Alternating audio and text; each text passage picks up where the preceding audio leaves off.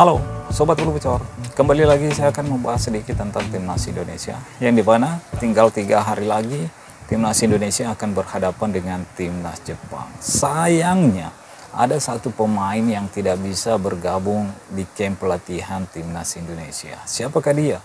Dia adalah Mes Hilger, teman-teman. Mes Hilger tidak bisa memenuhi panggilan Timnas Indonesia karena mengalami cedera ketika membela klubnya melawan Ajax Amsterdam. Jadi tugas kita sebagai pendukung Timnas Indonesia memberikan dukungan kepada Mes Hilger supaya segera pulih dari cederanya dan bisa kembali merumput di atas lapangan. Jangan berpikiran aneh-aneh pergi menyerang akun Instagram klubnya Mes Hilger yaitu FC20 dan memberikan kata-kata yang tidak sopan. Itu adalah pendukung yang kekanak-kanakan menurut saya, teman-teman. Siapa yang ingin cedera? Siapa yang menginginkan pemainnya cedera? Ini namanya cedera adalah hal yang paling tidak disukai oleh seorang atlet, yaitu cedera.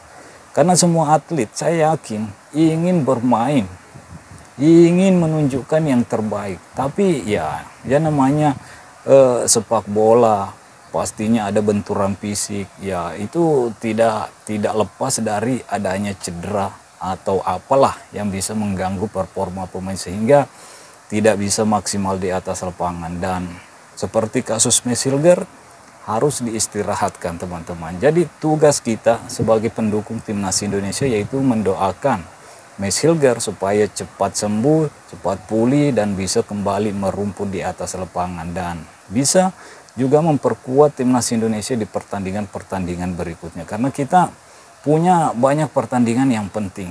Ini melawan Timnas Jepang, memang Mes Hilger tidak bisa bergabung, tapi kita juga punya pemain yang baru bergabung lagi, yaitu Kevin Dick. Udah bergabung bersama skuad Timnas Indonesia di camp pelatihan Timnas Indonesia. Jadi ada pemain yang masuk, ada juga pemain yang tidak bisa masuk karena hal-hal lain.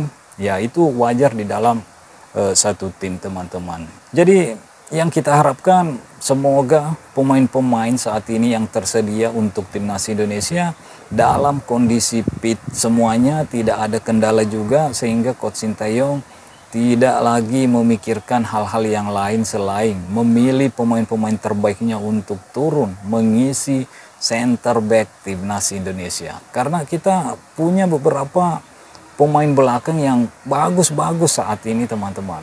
Tanpa kehadiran Mes Hilger, ya memang mengurangi sedikit kekuatan lini belakang kita, tapi kita masih punya beberapa pemain yang bisa mengganti posisi dari Mes Hilger seperti Jordi Amat, seperti Rizky Ridho, Justin Hubner, Cijs, Kevin Dick. Ini pemain-pemain yang tersedia saat ini yang bisa mengisi lini belakang Timnas Indonesia. Jadi kita doakan semuanya pemain-pemain ini tidak mengalami masalah apapun dan bisa menampilkan performa terbaiknya ketika dipilih oleh Coach Sintayong untuk turun mengisi lini belakang Timnas Indonesia. Begitupun di tempat-tempat yang lain seperti wingback kiri yaitu Calvin Verdon, mudah-mudahan tidak mengalami masalah apapun, teman-teman.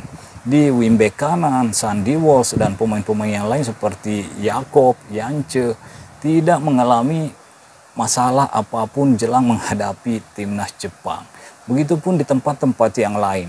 Di lini tengah Tom Haye, Ipar Jenner kan tidak bisa bermain melawan Timnas Jepang, teman-teman, dan tentunya kita juga berharap Ipar Jenner tidak mengalami kendala apapun ketika menghadapi Arab Saudi. Pemain ini udah bisa dimainkan oleh Timnas Indonesia. Begitupun Nathan Choaon.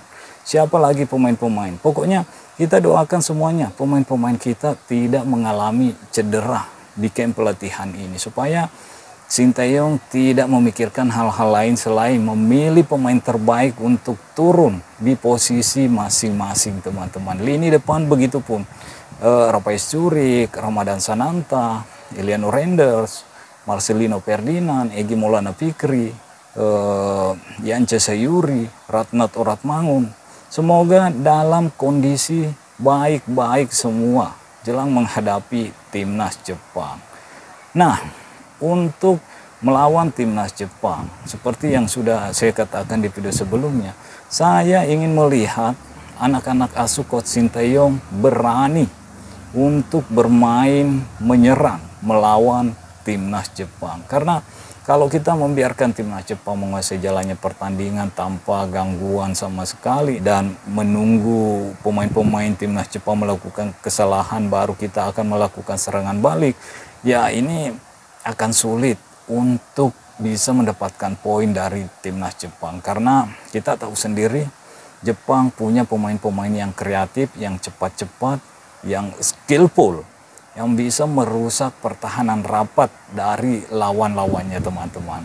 Itu yang dilakukan oleh Jepang ketika menghadapi China, menghadapi Bahrain, sehingga mampu menciptakan banyak gol ke gawang timnas China dan timnas Bahrain. Mudah-mudahan kita nanti punya game plan yang bagus untuk menghadapi permainan-permainan yang akan ditampilkan oleh timnas Jepang di Stadion GBK, sehingga kita bisa mengejutkan timnas Jepang di akhir pertandingan.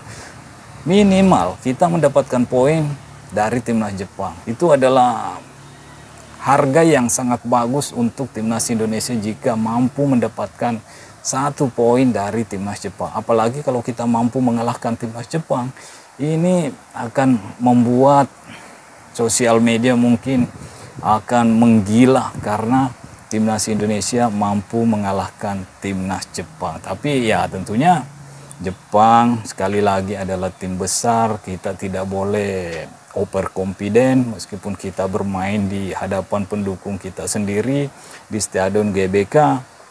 Jepang tetaplah Jepang teman-teman, raksasa Asia saat ini.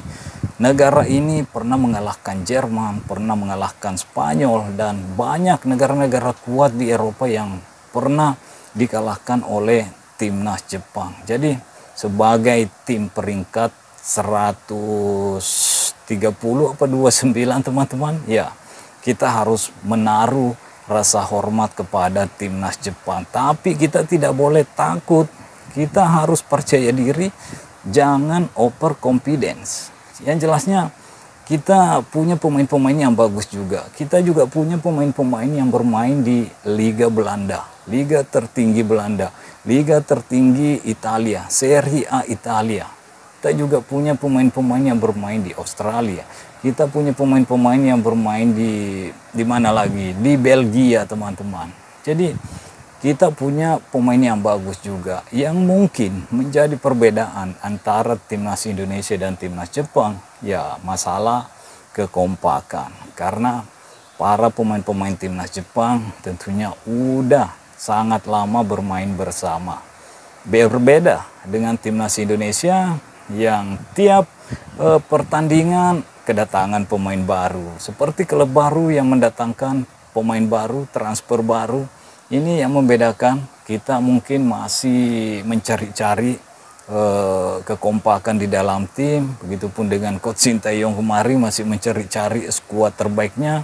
Dan saya berharap di pertandingan nanti Coach Sinteyong udah menemukan pakem terbaik yang akan diturunkan oleh Coach Sinteyong menghadapi timnas Jepang. Tidak ada lagi banyak perubahan pemain, dan pemain-pemain yang tersedia nanti menjadi starting line up di pertandingan ini, ya inilah pemain-pemain terbaik timnas Indonesia. Untuk pemain-pemain yang lain yang tidak terpilih sebagai starting line up, tentunya akan berpikir juga untuk bekerja keras lagi, karena kalau tidak dia akan sulit untuk mendapatkan tempat di dalam skuad timnas Indonesia, kecuali kalau ada perubahan taktikal atau ada perubahan game plan mengharuskan pemain-pemain yang dicadangkan sebelumnya untuk masuk supaya memainkan game plan lain yang akan dimainkan oleh pelatih. Itu yang saya harapkan teman-teman.